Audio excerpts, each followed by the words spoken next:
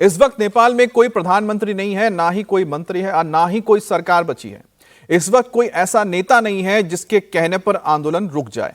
नेपाल में राजशाही खत्म होने के बाद लोकतंत्र आया, लेकिन यह लोकतंत्र 17 साल में ही खत्म हो गया। सवाल यह है कि कल से नेपाल कौन चलाएगा? नेपाल में क्या होने वाला है? क्या काठमांडू में राजा का राज लौटने वाला है?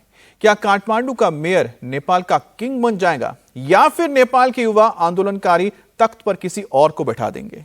नेपाल में कल उगने वाला सूरज किसी की किस्मत खोलेगा, या फिर आज नेपाल में फिर से आग ही आग देखने को मिलेगी?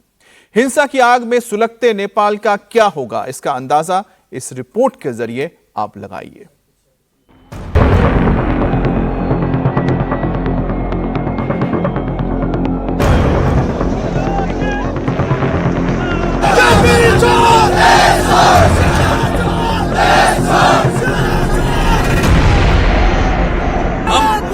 प्रधानमंत्री, गृह मंत्री, संसद किसको भी देश में नहीं चाहते। तो बांग्लादेश में हुआ तो श्रीलंका में हुआ, नेपाल में हो, हम करवाएंगे सब। देश में बदलाव होने वाला है जब जेवान जी ने नेतृत्व करने वाला है, जब जेवान जी ने चुनावी सरकार बनाएगा, बस इसके बाद में यह आंदोलन रुकेगा। Bangladesh, Sri Lanka, Indonesia, Turkey, India सारी जगह हो चुका है, नेपाल में क्यों नहीं? So we want justice, you know. No, enough is enough now. हम किसी को भी नहीं छोड़ेंगे। हमारे पैर जोर जो हम पे उंगली उठाएगा, उसका उंगली नहीं, उसका सर कटेगा। आज चैन की नींद आई, क्योंकि आज हमारा नया नेपाल बनने वाला है। We proud of you, Gen Z guys.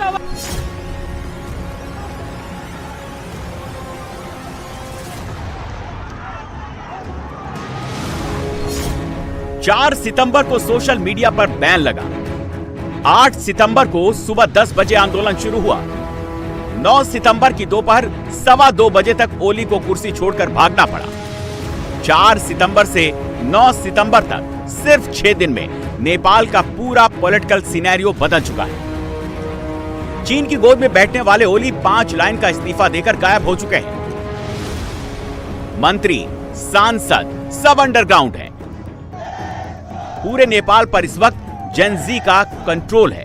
सवाल यह है कि नेपाल में तख्ता पलट के पीछे कौन है? आगे किसकी हुकूमत चलेगी?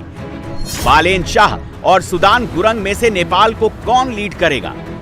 काठमांडू के मेयर बालेन शाह के पीछे किसका हाथ है? सुदान गुरंग के एनजीओ के पीछे कौन सा चेहरा छिपा है? नेपाल में आगे क्या होगा?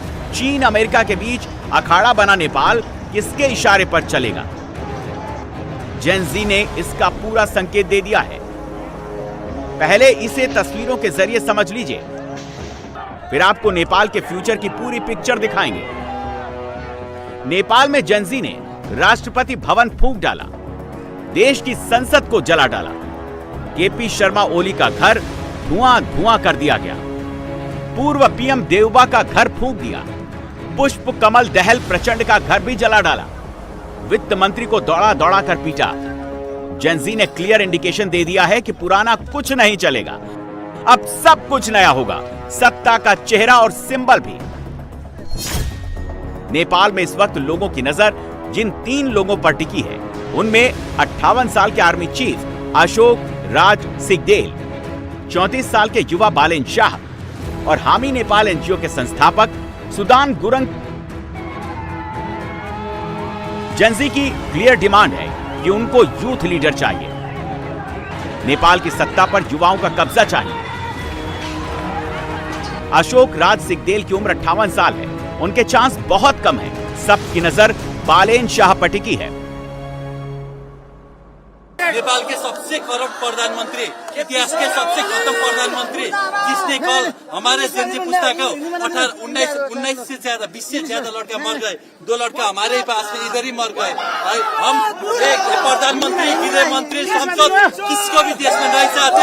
जो बांग्लादेश में हुआ तो श्रीलंका में हुआ, नेपाल में हो, हम करवाएंगे सब। भ्रष्ट सरकार देश से निकाला होना चाहिए। जो भ्रष्ट सरकार है अब इसका देश से निकाला होना चाहिए। जो जेएनजी ने आंदोलन किया है, अब सरकार से छोड़ने से ये नहीं होगा। इसी का हम सजाएं देना चाहता हूँ। ये सरकार का अभी छोड़ने का तैयारी कर रहा है, लेकिन इसका हमें सरकार छोड़ने से नहीं छोड़ रहा है। इस तरह से कार्रवाई होना चाहिए। जो बच्चा है ना कल मरा हुआ है, 19 लोग का ये हत्या किया है, इसी जुर्म में इसको जेल में कोसना चाहिए। देश में बदलाव होने वाला है जब जेवान जी ने नेतृत्व करने वाला है, जब जेवान जी ने चुनावी सरकार बनाएगा, बस इसके बाद में ये आंदोलन रुकेगा। So we want justice, you know. No, enough is enough now. We are not going to quiet anymore.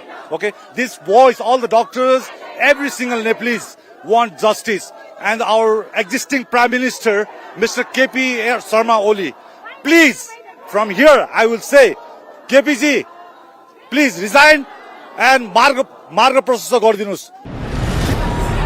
Balen Shah यानी बालेंद्र शाह काठमांडू के मेयर हैं।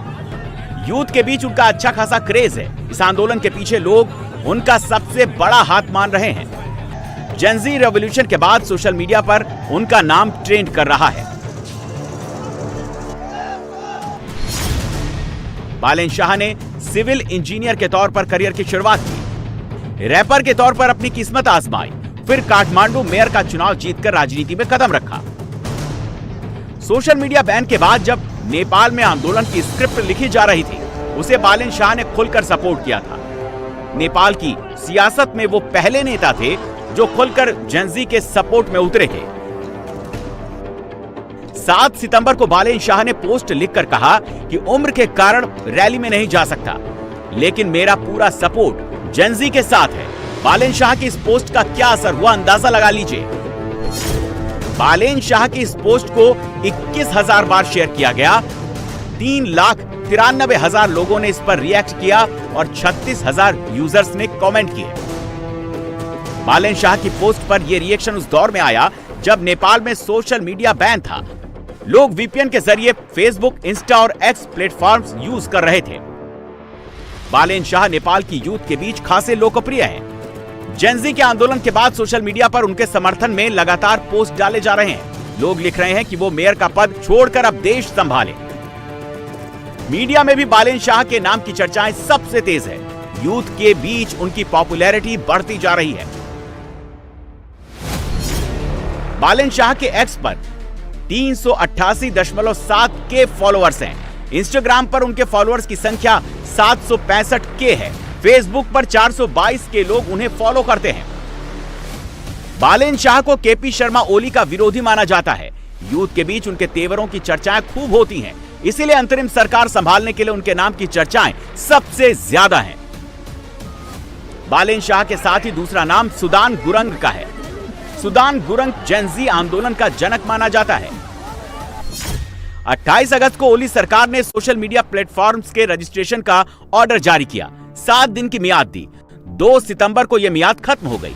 4 सितंबर को सोशल मीडिया पर सरकार ने बैन लगा दिया।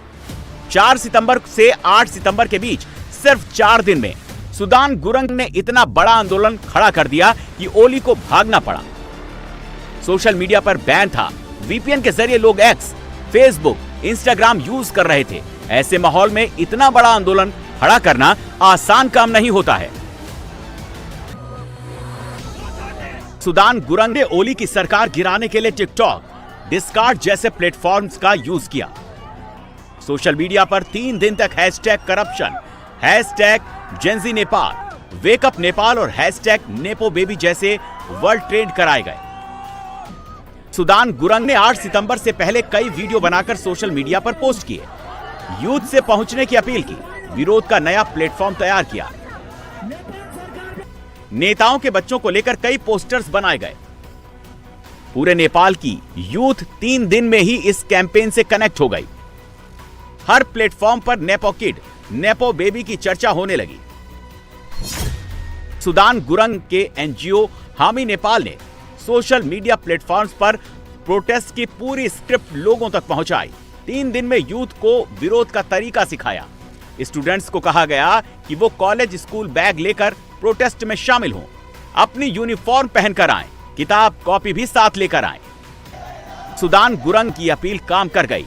यूथ पूरे ड्रेस कोड के साथ जेनजी रिवॉल्यूशन के लिए मैदान में उतर गई और सोशल मीडिया पर बैन से शुरू हुई बात का मुद्दा देखते देखते करप्शन बन गया।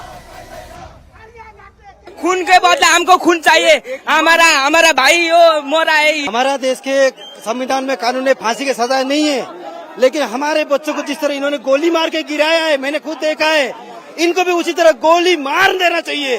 एक नहीं 100 बुलेट से इनको मारना चाहिए। हम अब मरने से नहीं डरेंगे, ये परिवर्तन लाकर ही छोड़ेंगे। हम किसी को भी नहीं छोड़ेंगे। हमारे पैर जो हम पे उंगली उठाएगा उसका उंगली नहीं, उसका सर कटेगा। आज चैन की नींद आई, क्योंकि आज हमारा नया नेपाल बनने वाला है। We proud of you Gen Z guys. Gen Z के आंदोलन से पहले सुदान गुरंग की नेपाल में कोई बड़ी पहचान नहीं थी। सुदान गुरंग हामी नेपाल एनजीओ चलाते हैं, जिसकी शुरुआत 2015 में हुई। इस एनजीओ का मेन ऑफिस काठमांडू में है।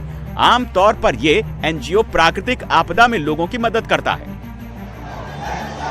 इसी एनजीओ के जरिए जेनजी आंदोलन की शुरुआत की गई। यूथ अगेंस्ट करप्शन का जो पोस्टर इस आंदोलन की पहचान बना, वो इसी एनजीओ ने बनाया।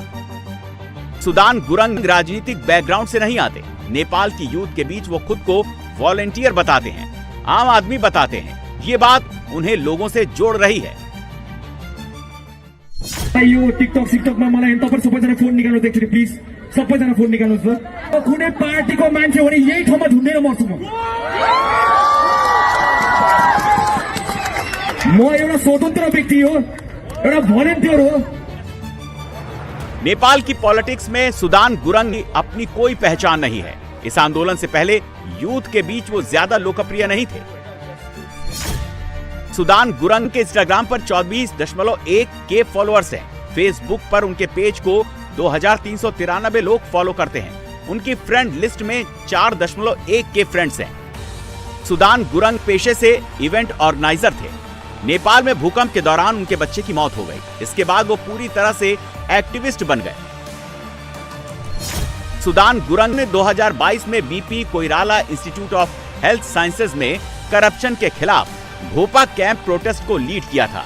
उनका ये प्रोटेस्ट 138 दिन तक चला था। सुदान गुरंग के पास पॉलिटिकल एक्सपीरियंस नहीं है, लेकिन यूथ के बीच उनका क्रेज अच्छा खासा है।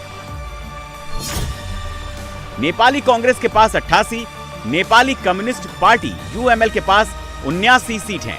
केपी ओली गठबंधन की सरकार चला रहे थे। पुष्प कमल दहल की Nepal communist party moist centre के पास 32 सीटें हैं।